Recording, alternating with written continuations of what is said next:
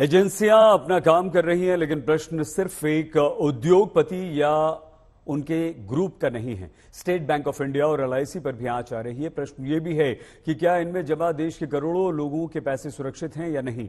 विपक्ष जहां गंभीर प्रश्न खड़े कर रहा है, वहीं रिजर्व बैंक ऑफ इंडिया और रेटिंग एजेंसीज अब अडानी के विरुद्ध एक्शन में आ गई।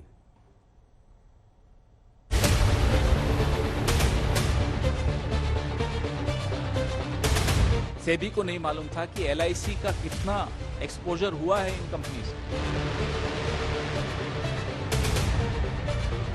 एलआईसी की विज्ञापन तो हम बचपन में वो भी सुनते हुए आते थे, जिंदगी के साथ भी, जिंदगी के बाद भी। अब उसका भी टैगलाइन बदलनी पड़ेगी। जिंदगी के साथ थी, अब अडानी जी के साथ है।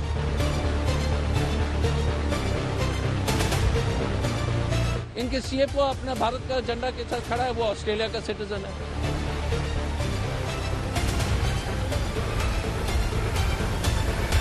और आज दिवाला हो रहा है कि एलआईसी में और एसबीआई में।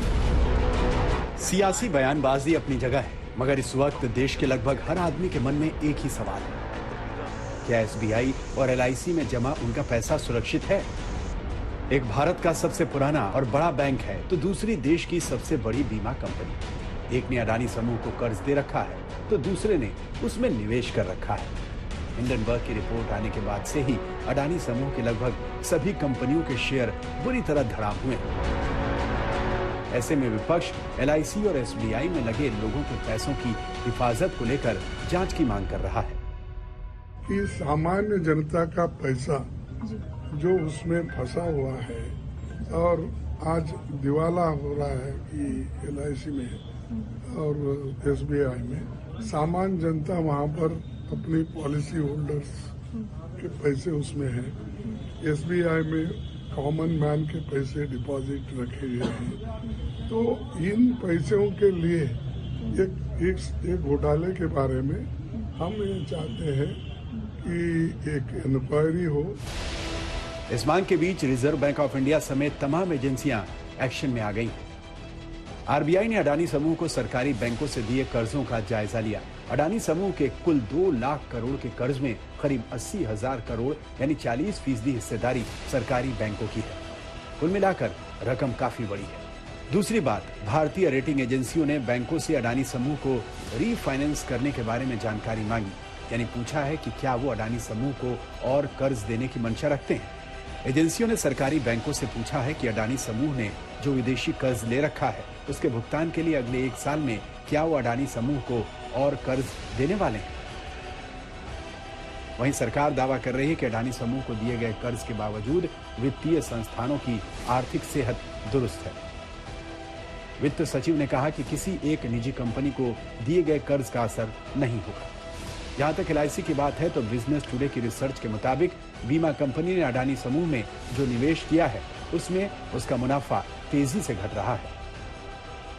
एलआईसी ने अडानी समूह की 4 कंपनियों में 24,000 करोड़ का निवेश किया है। 2 फरवरी तक एलआईसी 5,000 करोड़ के मुनाफे में थी, क्योंकि उसके निवेश की बाजार वैल्यू 29,000 करोड़ रुपए थी। एलआईसी ने Adani enterprises, Adani total gas, Adani green energy और अडानी ट्रांसमिशन में निवेश किया है। हालांकि एलआईसी ने आम लोगों का भरोसा हासिल करने के लिए कहा है कि उसने सुरक्षित निवेश किया है और इन 4 कंपनियों में उसका निवेश 1% से भी कम है। इन सब के बीच सियासत तेज है और विपक्ष के आरोपों पर बीजेपी कांग्रेस को उसके घोटाले की याद दिला रही है। ये अभी करोड़ों भारतवासियों का मामला है, क्योंकि एलआईसी के माध्यम से, state bank of India mutual fund के माध्यम से, पेंशन फंड के माध्यम से हजारों करोड़ रुपया इसमें लगा हुआ है। कर्तव्य तब नहीं निभाया गया जब कोल के पैसे खा गए। कर्तव्य तब नहीं निभाया गया जब भारत का सबसे पुराना न्यूज़पेपर और वो भी लोगों के पैसे से इकट्ठा हुआ नेशनल हेराल्ड की प्रॉपर्टी करोड़ों रुपए की आप खा गए। वो कर्तव्य निभाना ना निभाना होता है। अब नजरें आरबीआई, सेबी और देश की दूसरी एजेंसियों पर टिकी हैं कि वो क्या ऐसे कदम उठाती हैं जिनसे उन करोड़ों लोगों का भरोसा कायम हो, जिन्होंने एलआईसी और एसबीआई में अपनी गाढ़ी कमाई का पैसा लगा रखा है। आज तक ब्यूरो।